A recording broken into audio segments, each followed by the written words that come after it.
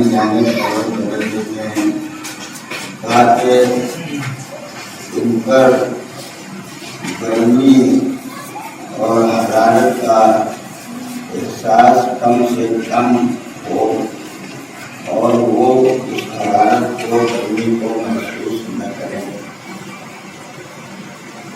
ان کے دلوں کو ہم نے صبر و استقلال کا مرکز بنایا ہے اور وہ انتہائی صبر کے ساتھ اس کام کو اور اپنے ایمان کو چھپائے ہوئے زندگی بسر کر رہے ہیں۔ یہاں تک بات پہنچی تھی کہ وہ شہر افسوس سے نکلے تھے، دقیانوس کی سرداری کو اور اس کی بادشاہ کا انکار کیا تھا۔ پھر وہ شہر کے دروازے سے اپنے ایمان کو چھپائے ہوئے نکلے۔ چرواہا راستے میں ملا، وہ ساتھ نہ ہو سکا، اس کا نگرانی کرنے والا کتا وہ ساتھ میں ہو گیا۔ جب ساتھ ہو کے چلا تو جیسے غار میں بحکم پروردگار ان پر نیند کا غلبہ ہوا، اسی طرح وہ کتا بھی اپنے پیروں کو پھیلا کر سامنے بیٹھا ہوا ہے اور حفاظت کا فریضہ انجام دے رہا ہے۔ 309 برس تک یہ لوگ پہلے سوئے رہے، اتنے دنوں کے بعد انہیں جاگنے کا موقع ملا۔ اس غار کے دروازے پر بادشاہ نے پتھر کا دروازہ یا پتھر کے ذریعے بند کر دیا تھا، اس کو انہوں نے اپنی دعاؤں کے ذریعے کھولا۔ جب دروازہ کھل گیا تو انہیں احساس ہوا کہ ہم زندگی کی کیفیت میں ہیں اور جب زندہ ہیں تو ہمیں کھانا بھی چاہیے، ہمیں پانی بھی چاہیے تاکہ ہم زندہ رہ سکیں۔ تو انہوں نے سوچا کہ ہم میں سے کوئی ایک نکل کے بازار کی طرف جائے اور جا کے کچھ سامان خرید کے لائے تاکہ ہم اپنی بھوک کو ختم کر سکیں۔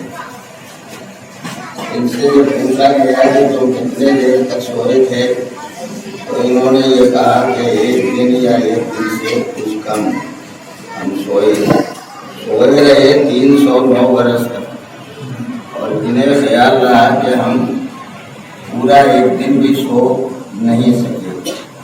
ساتھ میں جو جانور گیا ہے وہ بھی آرام سے سو رہا ہے، اس پر بھی نیند کا غلبہ ہے، اور قدرت نے اس پر بھی نیند غالب کر کے جیسے اصحاب کہف کو اپنی ایک نشانی بنا دیا، ایسے ہی اس ساتھ میں رہنے والے کو بھی نشانی بنا دیا۔ ایک مسئلہ تو خود بخود طے ہو جاتا ہے، ساتھ میں رہنا صرف صحابی ہونے کی دلیل نہیں ہے، ساتھ میں رہے اور محبت کے ساتھ رہے، ساتھ میں رہے اور عقیدت کے ساتھ رہے، ساتھ میں رہے اور ان ساری باتوں کو مانتا اور تسلیم کرتا رہے۔ صرف ساتھ رہنے میں اگر فائدہ ہوتا تو نہ جانے کتنے کفار تھے جو پیغمبر کے ساتھ چلتے رہے، نہ جانے کتنے مشرکین تھے جو پیغمبر کے ساتھ چلتے رہے، تو ان کا بھی شمار صحابیوں میں کرنا چاہیے، اصحاب میں ہونا چاہیے، مگر ہم انہیں صحابی نہیں مانتے۔ لیکن پیچھے چلنے والے کے لیے اردو زبان میں 2 لفظیں استعمال میں آتی ہیں۔ ایک لفظ وہ ہوتا ہے جس کو تعاقب کہا جاتا ہے، تعاقب کا مطلب بھی پیچھے چل رہا ہے، اور ایک لفظ وہ ہے جس کو صحابی کہا جاتا ہے، اس کا بھی مطلب ہے ساتھ ساتھ چلنا۔ لیکن دونوں میں فرق یہ ہے، جس کا ارادہ غلط ہوتا ہے اس کے لیے اردو زبان میں تعاقب کہا جاتا ہے، جس کا ارادہ صحیح ہوتا ہے اس کے لیے لفظ صحابی استعمال کیا جاتا ہے۔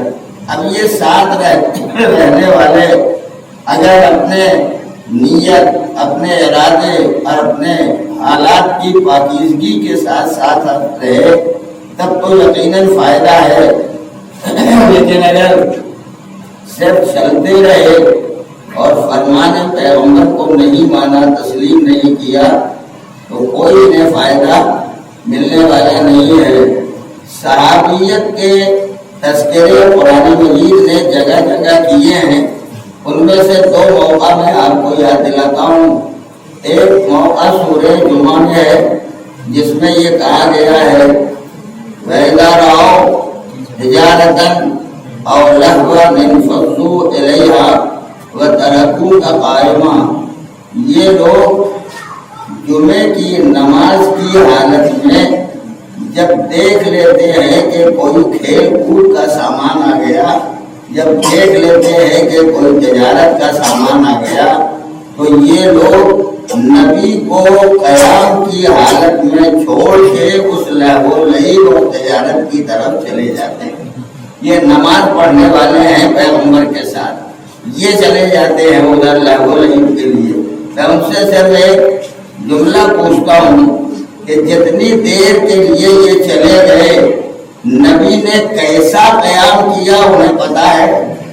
نبی نے کس حالت میں قیام کیا انہیں معلوم ہے؟ نبی اس قیام میں کیا پڑھ رہے تھے یہ کسی کو خبر نہیں ہے۔ اور جب نہیں ہے تو اپنی نمازیں ہی صاف ستھری بناؤ کہ وہ نماز ہو جو نبی والی ہے، وہ نماز ہو جو رسول اکرم والی ہے۔ اور اگر آپ کو نہ ملے وہ نماز تو صحیح بخاری کی وہ روایت پڑھ لیجیے گا، بہت آسانی سے مل جائے گی۔ بعد حضور سرور کائنات جناب محمد مصطفیٰ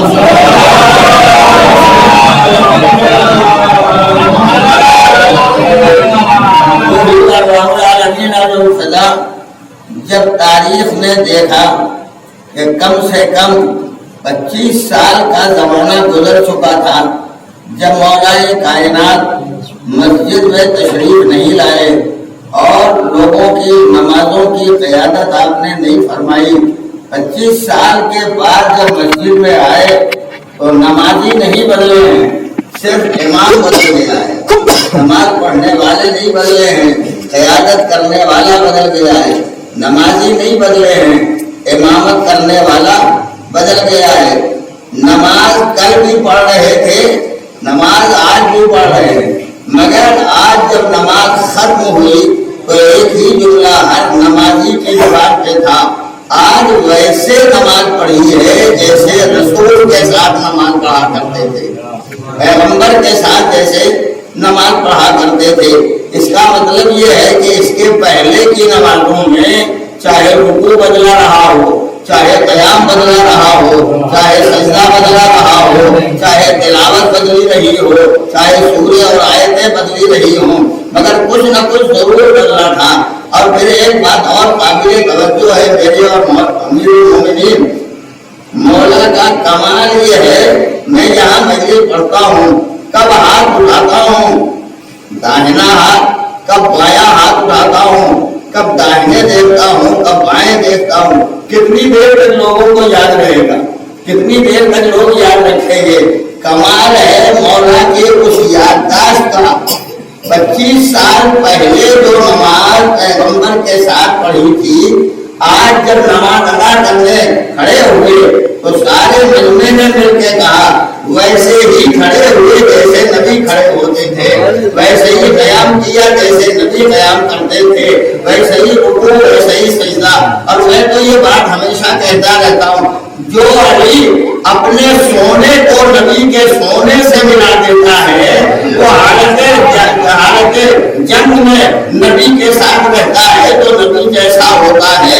وہ اگر جاگنے کی حالت میں نماز ویسے ہی ادا کرے جیسے پیغمبر ادا کیا کرتے تھے تو کوئی محل تعجب نہیں ہونا چاہیے۔ اور اگر دلیل آپ کو چاہیے تو میں 2 لفظ کہتا ہوں، نور ایک ہی تھا، نور ایک ہی تھا، ایک ہی نور جناب آدم سے لے کے جناب عبدالمطلب تک آیا تھا۔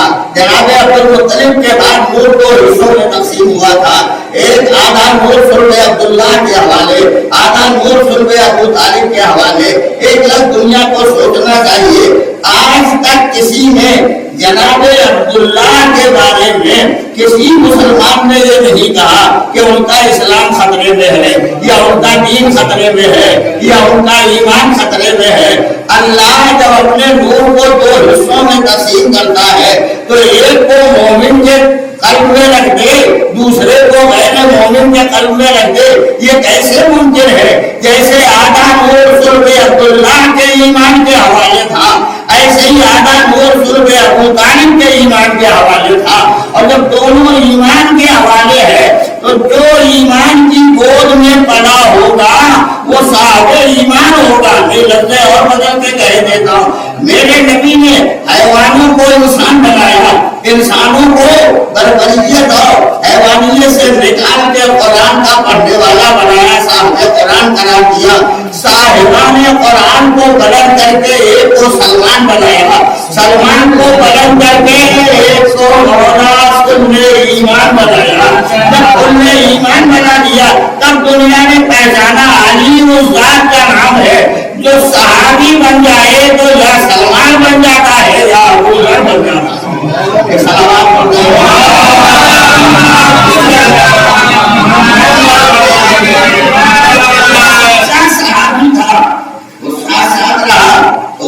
خدا نے اپنی ایک آیت بنا دیا، اسے بھی دیکھو گے تو تمہیں میری نشانی کا پتہ چلے گا۔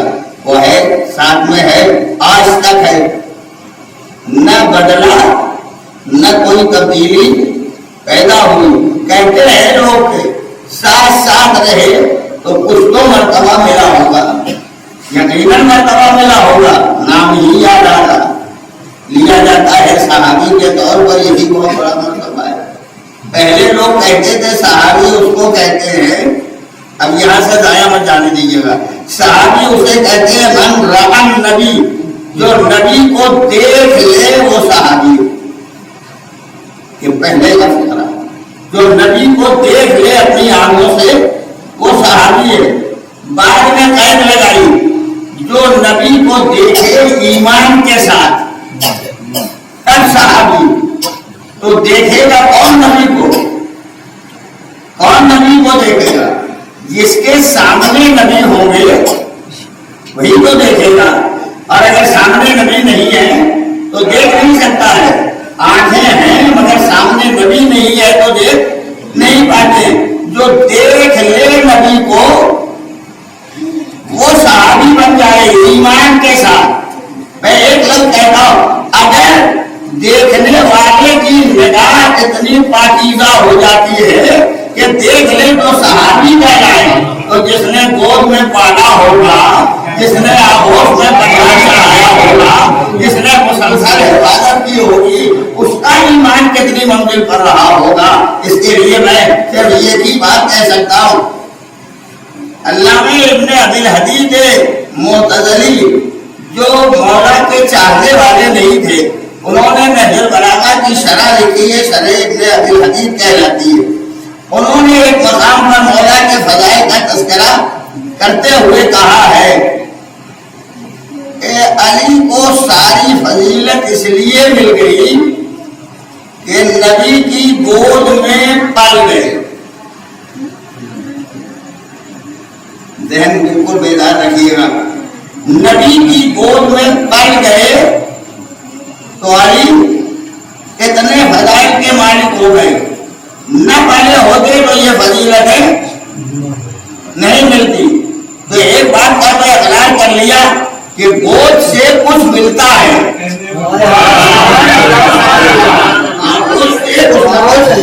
ملتا ہے۔ آپ نے کہہ دیا نا کہ نبی کی گود مل گئی تو علی علی ہو گئے۔ موجود کعبہ اس طرح نبی کو سننے والے، حج کے میدان کے سورہ، خندق کے غازی، خیبر کے کرار، حنین کے تفسیر، صفین کے بہادر، یہ ساری باتیں جو کہی جاتی ہے وہ اس لیے کہ نبی کی گود میں پلے۔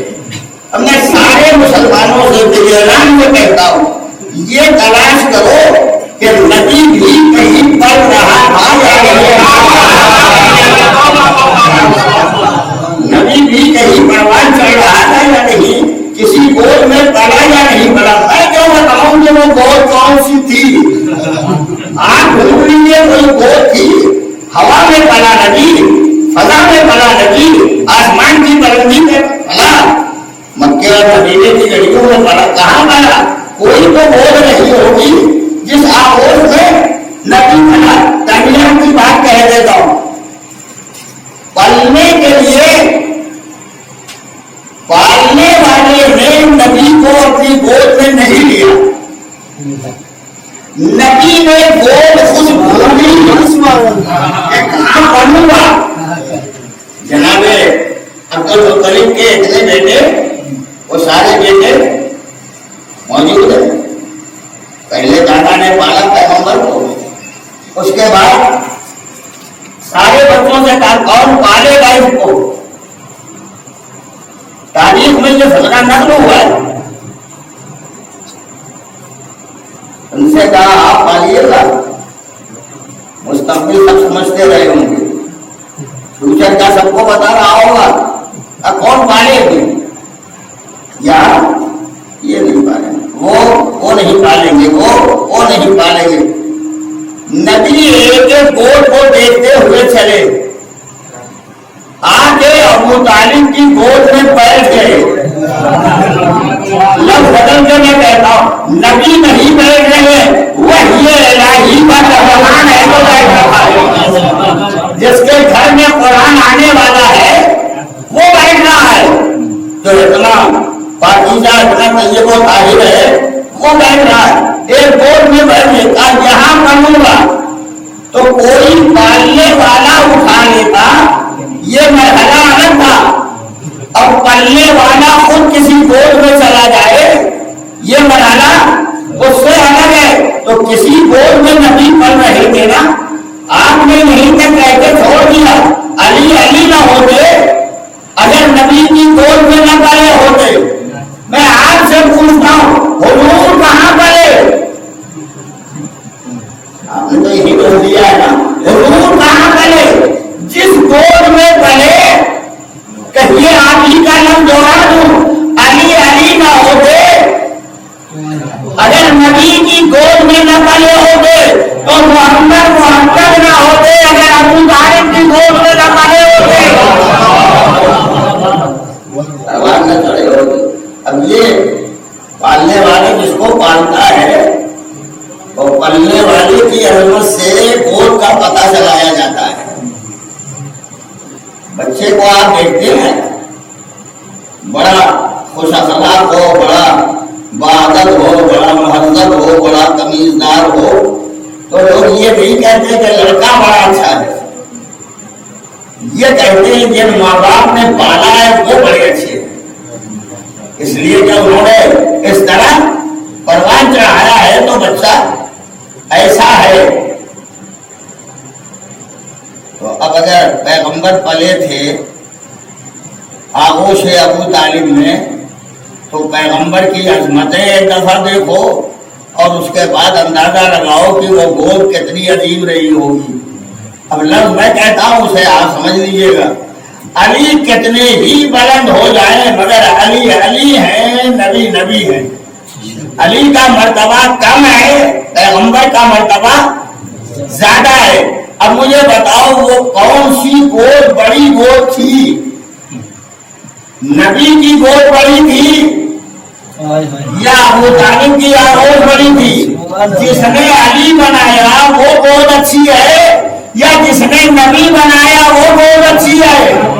دائرہ ابو طالب نے پالا تو نبی کو پانا ہے، پروان چڑھایا ہے۔ میں ایک لفظ کہہ سکتا ہوں، وہ یہ الہی کا ترجمان میرا پیغمبر پل رہا ہے اس آغوش میں جو دیکھنے والا ہے اس لوح محفوظ کا، جہاں سے میرا پیغمبر بھیجا گیا ہے، جہاں سے قرآن مجید آنے والا آیا ہے، جہاں سے فرمان الہی نازل ہونے والا ہے، اس آغوش میں پل رہا ہے۔ جب اس آغوش میں پلا ہے تو کبھی نہ کہیے گا کہ صرف پالنے کا اثر ہوتا ہے، صرف پالنے کا اثر نہیں ہوتا، خدا جسے توفیق دے دیتا ہے اس کا اثر بندے کے اندر ظاہر ہوتا ہے۔ ایک سلام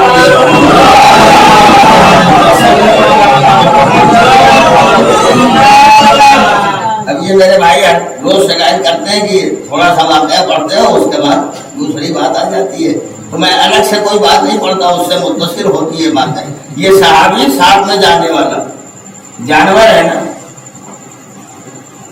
آدمی پہچان پائے یا نہ پہچان پائے مگر جانور صاحب کردار کو پہچان لیتا ہے.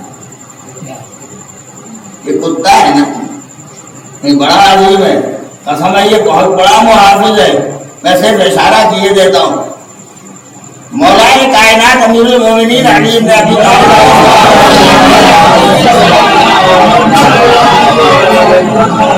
جناب سلمان کو مدائن کا گورنر بنایا. سلمان کل ایک چادر تھی سلمان کے پاس، لباس کے علاوہ ایک چادر تھی سلمان کے پاس.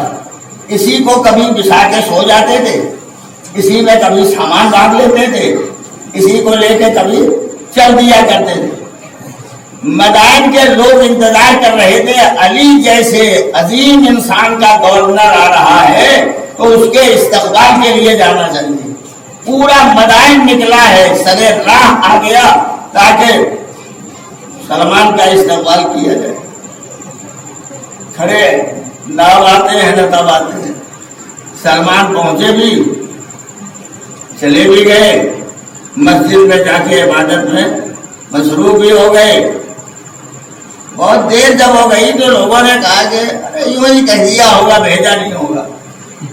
اب جو آ کے مسجد میں دیکھا کہ ایک شخص وہی چادر بچھائے ہوئے نماز میں مصروف ہے تو سلمان نے خود ہی پوچھا کہ تم کو کیا شکایت ہے؟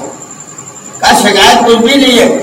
علی جیسا وعدہ کرنے والا وعدے کے خلاف نہیں کر سکتا، لیکن پتہ نہیں کیا بات ہے وہ گورنر ابھی تک آیا ہی نہیں. کون گورنر؟ ان کا نام سلمان تھا. تو سلمان تو میرے ہی نام ہے. آپ کب آئے؟ میں آ گیا، تم سب لوگ وہاں کھڑے تھے. گورنر کے تم نے سمجھا ہوگا بہت بڑا مجمع ہوگا، بڑا سامان ہوگا، بڑا لشکر ہوگا، بہت سارے لوگ ہوں گے، ان کے ساتھ آئیں گے تو ہم پہچان لیں گے کہ یہ سلمان گورنر ہے مولا کائنات کے. تو آیا مسجد میں داخل ہو گیا، عبادت کرنے لگا. کہا آپ ہی ہیں مولا کی طرف سے معین کیے گئے؟ کہا نہیں ہوں. کہا جب آپ کو معین کر دیا گیا تو آپ کے ساتھ کچھ تو سامان ہونا چاہیے. کہا سامان سب ہے میرے پاس، اللہ کی عبادت کرتا ہوں، یہ بڑا سامان ہے، یہ چادر ہے بچھانے کا سامان ہے اور سارے کام ہے، میں اسی پر انجام دیتا رہتا ہوں. تمہیں اگر کوئی پریشانی ہو تو بتاؤ. کہا چلیے آپ دربار میں چلیے. کہا دربار؟ کیسا دربار؟ میں نمائندہ ہوں علی کا. علی نمائندے ہے خدا کے، علی نمائندے ہے رسول کے. جب خدا اور رسول کے نمائندے ہیں تو جو خدا کا گھر ہوگا نہیں کرا، اس کے علاوہ کوئی درکار نہیں. میں یہاں ہوں، تمہیں اگر کوئی پریشانی ہو تو بتاؤ. سب نے مل کے کہا پریشانی یہ ہے کہ ہمارے یہاں چوری بہت ہوتی ہے. گاؤں میں یا مدائن میں ہمارے یہاں چوری بہت ہوتی ہے. ایسا کوئی انتظام کیجیے کہ چوری نہ ہو. اچھا سب لوگوں کو جمع کرو. جمع ہوئے سب لوگ. سلمان نے خطبہ دیتے ہوئے کہا آج رات بھر کوئی آدمی اپنا دروازہ بند نہ کرے. بند دروازے میں تو چوری ہو ہی جاتی تھی. سلمان کہہ رہے ہیں کہ کوئی آدمی اپنا دروازہ بند نہ کرے. لیکن جب بول رہے تھے سلمان تو زبان کی سلمان کی، لہجہ تھا علی کا، پیغام تھا مولا کائنات کا. باہر کوئی دروازہ بند نہ کرے. نہیں بند کریں گے، آپ کہہ رہے ہیں حاکم ہیں، آپ نہیں بند کریں. اور اس کے بعد کتوں کو خطاب کر کے سلمان نے کہا آج پورے شہر کی نگرانی تمہارے حوالے. آپ پہچانے تمہارے حوالے ہے پورے شہر کی نگرانی. اگر ایک بھی چوری ہو گئی ایک بھی چوری ہو گئی تو میری گورنری کا کوئی فائدہ نہیں ہے. سب نے دروازے کھلے رکھے اور جسے سلمان نے حکم دیا تھا وہ حفاظت کرتا رہا. صبح کو چوروں کی لاشیں تو ملی, چوری کرنے والوں کی لاشیں تو ملی, مگر کسی کا دروازہ بند نہیں ملا. سب نے آ کے کہا ہمارا مال محفوظ. ایک بات طے ہو گئی, اگر حاکم عادل ہوتا ہے, حاکم اگر عادل ہوتا ہے تو جانور کو بھی اگر حکم دے دے تو یہ جانور بھی صحیح کام کرنے لگتے ہیں. انسانوں کی تو بات ہی الگ ہے, انسان بگڑ جاتا ہے, جانور نہیں بگڑا کرتا ہے.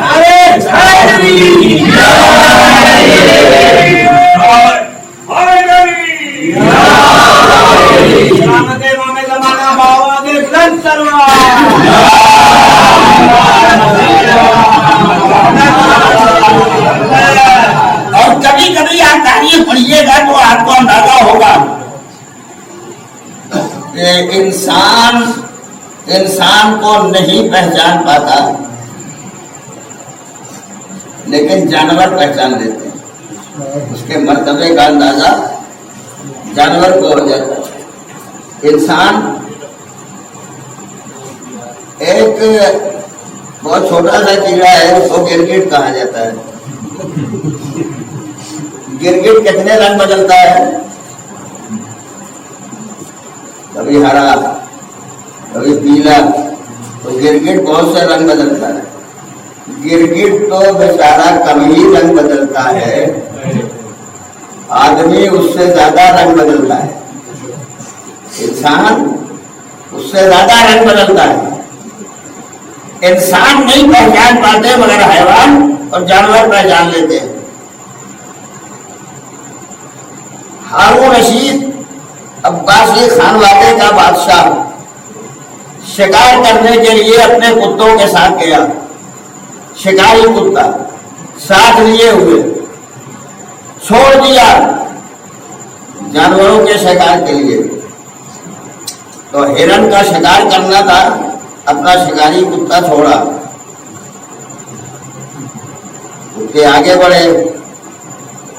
ہرن بھاگتے رہے, بھاگتے بھاگتے ایک جگہ پر آ کے ہرنوں نے پناہ لے لی. اب ہزار کوشش کرتا ہے ہارون اور ہارون کا لشکر کے کسی طرح سے یہ شکاری کتا ان ہرنوں کو گرفتار کر لے, شکار کر لے. تیزی سے انہیں بھیجتا ہے مگر ایک حد تک جاتے ہیں اور رکتا ہے, واپس چلے جاتے. مسلسل کوشش کرتا رہا.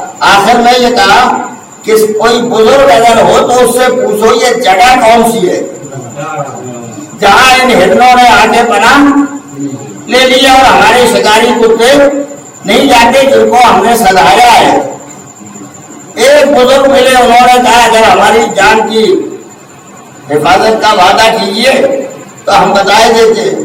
یہ کوئی اور جگہ نہیں ہے, یہی وہ جگہ ہے کہ جہاں کائنات کے رسول کا جانشین دفن کر دیا گیا. یہاں یہ کتے نہیں جا سکتے. لفظ میں بدل دیتا ہوں, آپ سمجھ لیجیے گا. ہرن پاکیزہ جانور, کتا نجس جانور, اہل بیت کے طاہرین پاک و پاکیزہ صاحبان بدین جہاں ہوں وہاں کوئی نجس نہیں جا سکتا. مرتبے کو ہرنوں نے پہچانا تھا. حفاظت کی جگہ وہی ہے جہاں میرا مولا ہے. اگر مولا سے صحیح رابطہ کر لیا تو نہ وبا رہ جائے گی, نہ بلا رہ جائے گی, نہ زحمت رہ جائے گی, نہ دشواری رہ جائے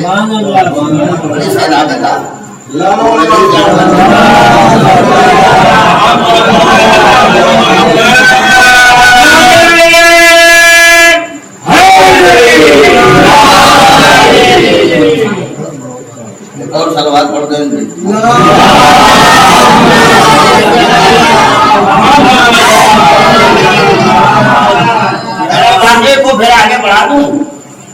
تو ایک کتا ہے مگر محافظ، اور اس کو بھی خداوند عالم اتنا بڑا مرتبہ عطا کیے، جہاں صحابہ کہف وہی ان کا یہ ساتھی۔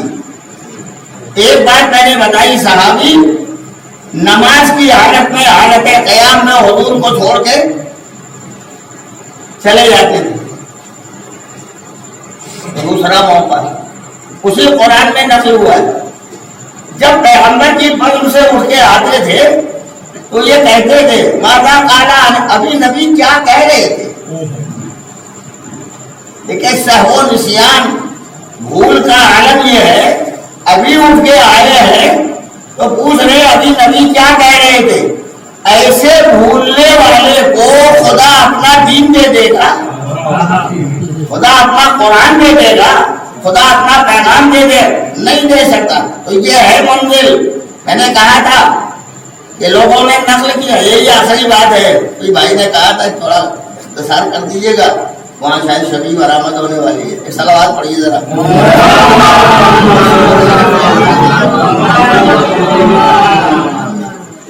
ایک دفعہ دل لگا کے پڑھ دیجیے صلوات۔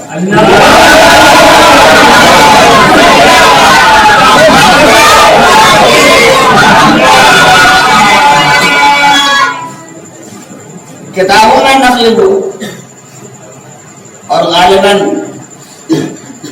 علامہ جلال الدین سیوطی نے اپنی تفسیر میں بھی لکھا ہے اور دوسرے علماء نے بھی تحریر کیا ہے۔ وہ لکھتے ہیں کہ جو نبی کو دیکھ لے گا ایمان کی حالت میں وہ صحابی۔ دیکھے گا کون؟ جو نبی کو پائے گا، لفظ نہ جایا جانے پائے، جو نبی کو پائے گا وہی تو دیکھے گا، اور جو نبی کو نہ پائے گا وہ کیسے دیکھے گا؟ نہیں دیکھ سکتا نا۔ تو اگر پائے نبی کو تو وہ صحابی بن جائے۔ لفظ میں بولتا ہوں، آپ صاحبان فہم ہے، جو نبی کو پائے گا صحابی بن جائے گا۔ لفظ بدلو، جو نبی کو پا لے، جو نبی کو پا لے وہ صحابی بن جاتا ہے، اور جس گود میں نبی پلے وہ دنیا کی نگاہ میں کافر ہو جاتا ہے۔ کافر وہ نہیں ہے، کافر وہ نگاہیں ہیں جو دیکھ نہیں پاتی ہے، وہ نظریں اور وہ فکریں کافر ہے جو ایمان کا نظارہ نہیں کر پاتی ہے، اور یہ دیکھ بھی نہیں سکتے۔ صبح سویرے سورج نکلتا ہے نا تو آپ بھی دیکھ لیتے ہیں، میں بھی دیکھ لیتا ہوں یہ نکل رہا ہے، لیکن یہی سورج چڑھتے چڑھتے جب نصف النہار میں آ جائے اب دیکھ سکیے آپ؟ کوئی نگاہ دیکھ سکتی ہے؟ اگر دیکھیں گے تو یہی نگاہ بند ہو جائے گی، دیکھنے والے کی آنکھیں بند ہو جاتی۔ کیوں؟ کہا جب نکلا تھا تو اس کا نور کم تھا، میری نگاہ کا نور زیادہ تھا، اس لیے دیکھ پا رہے تھے۔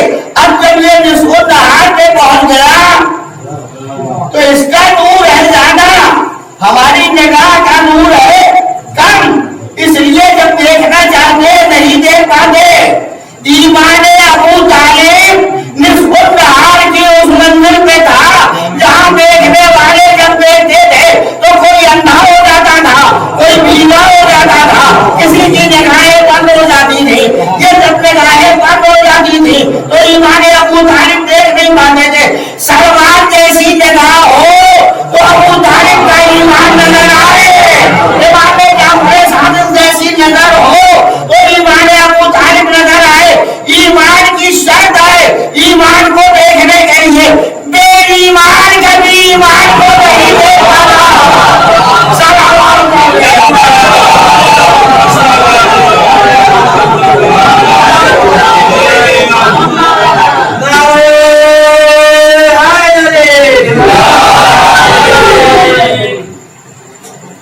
اس منزل تک لایا ہوں، دروازہ کھولا، پتھر ہٹا، انہیں کھانے کی فکر پیدا ہوئی، ایک آدمی اس میں سے منتخب ہوا جس کا نام تملیخہ تھا. نام تو بہت مشکل سے یاد رہے گا نا. اس کو روایت کے اعتبار سے 10 درہم یا بعض روایتوں میں 100 درہم، بعض میں اس سے کم اور زیادہ کی تعداد لکھی ہوئی ہے. دیا کہا تم جاؤ جا کے بازار سے کھانے کا کوئی سامان لے کے آؤ. یہ نکلے، مگر جب نکلے تو راستے بھی اجنبی، نکلے تو ماحول بھی اجنبی، نکلے تو حالات بھی اجنبی، نکلے تو بازار بھی اجنبی. 309 برس پہلے تو بازار دیکھا تھا، وہ 309 برس کے بعد جب دیکھا ہوگا تو اس کی حالت بدلی ہوئی. ایک نانوائی کی دکان پر پہنچے، اس سے روٹی لیا اور وہی درہم دیا جو دقیانوس کے زمانے کا تھا. اس نے جیسے ہی درہم دیکھا، کہا بھائی رکو، تم نے کہیں خزانہ پایا ہے؟ کہا نہیں، کوئی خزانہ نہیں پایا. اگر یہ درہم کہاں سے لائے؟ کہا یہ تو میرا ہے، میں اپنے گھر سے لایا تھا، یہ میرا ہی درہم ہے. کہا نہیں، ضرور خزانہ پایا ہے، تم چھپا رہے ہو. یہ درہم تو 300 برس پرانا ہے، کہاں سے ملا تمہیں؟ کہا میرے پاس تھا، ابھی بھی ہے، اور بھی میرے ساتھی ہیں ان کے پاس بھی ہے، یہ سارے درہم ہیں میرے پاس. کہا ایک دفعہ لڑ جھگڑ کے کہا چلو تمہیں قاضی کے پاس جانا ہوگا. لے کے بیچارے کو گرفتار کر کے قاضی کے پاس گئے. قاضی کا نام بھی فستوس تھا. لے گئے اس کے پاس. دیکھیے نام کتنے عجیب و غریب، دقیانوس، افسوس، فستوس، تملیخہ، یہ سارے نام روایتوں میں لکھے ہوئے ہیں. قاضی نے پوچھا کہاں سے لائے ہو یہ درہم؟ کہا میرے باپ نے مجھے دیا تھا، ہے میرے پاس. کہا اور بھی ہیں، اور بھی میرے ساتھی ہیں. کہا تم ہو کون؟ جیسے عام آدمی ہوتے ہیں وہی ہوں. کہا نہیں، ضرور تمہیں خزانہ ملا ہے. بھائی یہ تو درہم اس زمانے کا ہے. اس زمانے کا ہے تو کیا زمانہ بدل گیا؟ کہا 309 برس پہلے کا یہ درہم آج تم لے کے آئے ہو. دقیانوس مر گیا، اس کا شہر بھی بدل گیا، اس کے بادشاہ بھی بدل گئے، اس کے عمراء اور حکام بھی بدل گئے. اب تو جناب عیسیٰ کے ماننے والے افراد ہیں جو اللہ کا پیغام دنیا کے سامنے پیش کرتے. دل میں تو خوش ہوا کہ اگر سو جانے کے بعد اٹھا ہوں تو ہر کسی پرست کی حکومت نہیں ہے، اللہ والے بھی حکومت ہے، اس حکومت میں اٹھا ہوں. اس نے بھی کہا کہ چلو تمہیں بادشاہ کے پاس جانا ہو. گیا بادشاہ کے پاس. بادشاہ نے بھی پوچھا، سارے حالات بیان کیے. کہا ہمیں لے چلو. چلو لے کے آیا غار کے پاس. کہا یہ ہے جہاں ہم سو رہے تھے. کہا اور سب غار کے اندر ہے. کہا میں بھی جاتا ہوں، دیکھ لو. کہا یہ کتا؟ کہا یہ بھی میرا ساتھی ہے، میرے ساتھ ساتھ آیا تھا، اس لیے یہ حفاظت کے لیے یہاں دروازے پر بیٹھا ہوا ہے. اندر گئے پھر سو گئے، سب کے ساتھ پھر سو گئے. جب سارے کے سارے پھر سو گئے تب یہ بادشاہ بلاتا رہ گیا. وہ کہاں چلا گیا جو درہم کا مالک تھا؟ کہیں سے جا کے اندر اپنے وزیر کو بھیجا، اس کا بھی نام داریوس تھا. وہ اپنے وزیر کو بھیجا، کہا جاؤ جا کے دیکھو کس حال میں ہے. گیا، جا کے دیکھا یہ بھی طرح سے ایماندار تھا. جا کے دیکھا، کہا وہ تو سو رہے ہیں.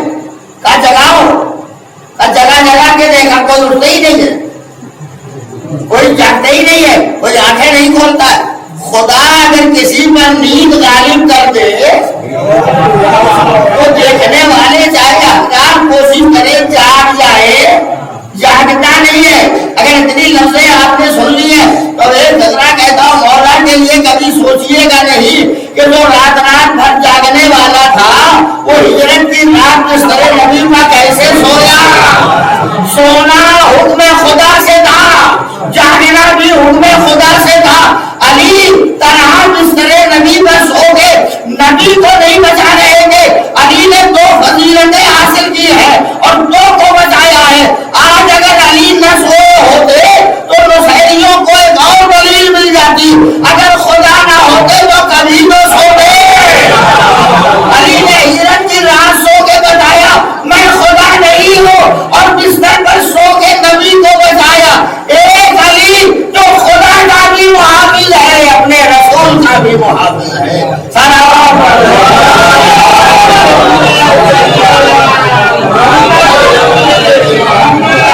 میں نے یہاں تک گفتگو تمام کر دی۔ سو گئے، سو رہے، نہیں جاگے۔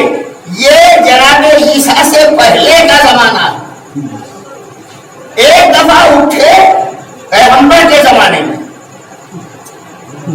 پیغمبر کے زمانے میں یہ جاگے، کب جاگے؟ جب میرا پیغمبر اس غار کے قریب سے گزر رہا تھا، ساتھ میں مولائے کائنات بھی تھے۔ غار کے قریب جب پہنچے، تختی بھی دیکھی، کچھ دروازہ بھی بند دیکھا، تو علی نے دبا آواز دی پیغمبر انہیں بلاؤں، انہیں آواز دوں؟ کہا یہ سو رہے، کہا آواز دوں؟ بلاؤ۔ بند دروازے کے قریب کھڑے ہو کے علی نے آواز دی تو سب نے پہلے زبان علی کی آواز پہ لبیک کہا، اور پھر دروازہ ایک دفعہ کھولا۔ جب کھولا دروازہ تو پیغمبر نے بھی دیکھا، خدائے کائنات نے بھی دیکھا، اور ان سب نے مل کے کہا اب تک عیسیٰ کو اللہ کا نبی مان رہے تھے، آج آپ کو اللہ کا نبی مانتے ہیں، علی آپ کو جانشین نبی مانتے ہیں۔ ایماندار وہی ہوتا ہے جو خدا کا بھی کلمہ پڑھتا ہے، نبی کا بھی کلمہ پڑھتا ہے، علی کا بھی کلمہ پڑھتا ہے۔ کلمہ ان سے مکمل کر لو جو خدا کو بھی مان رہے تھے، لا الہ الا اللہ، جو رسول کو بھی مان رہے تھے، محمد رسول اللہ، جو علی کو بھی مان رہے تھے، علی اور ولی اللہ۔ سلام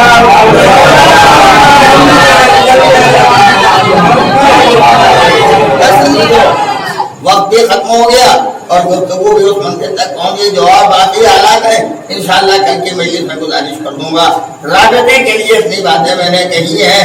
اٹھے علی کی آواز پر، جاگے علی کی آواز پر، علی کو اپنا ولی اور اپنا حاکم مان لیا۔ ایسے ہی اگر صاحب ایمان دنیا سے چلا جاتا ہے اور علی اسے آواز دے تو یہ انسان بہرحال جاگ جاتا ہے۔ اس کی آواز، مولا کی آواز سن کے انتہائی اطمینان سے مولا کو سلام بھی کرتا ہے، ان کا ولی بھی، ان کو ولی بھی مانتا ہے۔ اتنی بات کے بعد آج محرم الحرام کی اس تاریخ میں چند شکریہ آپ کی خدمت میں گزارش کر دوں۔ مولا میرے غربت اور اس مسافرت کے عالم میں اپنے عزیزوں، اپنے ساتھیوں، اپنے اصحاب و انصار کے ساتھ کربلا کے بیابان میں موجود۔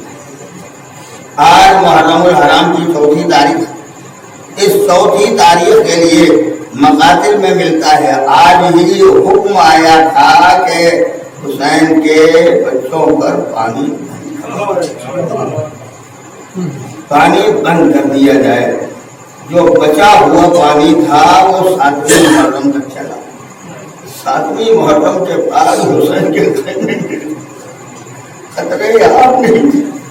ننھے بچے رتش کی آوازیں بلند کر رہے تھے۔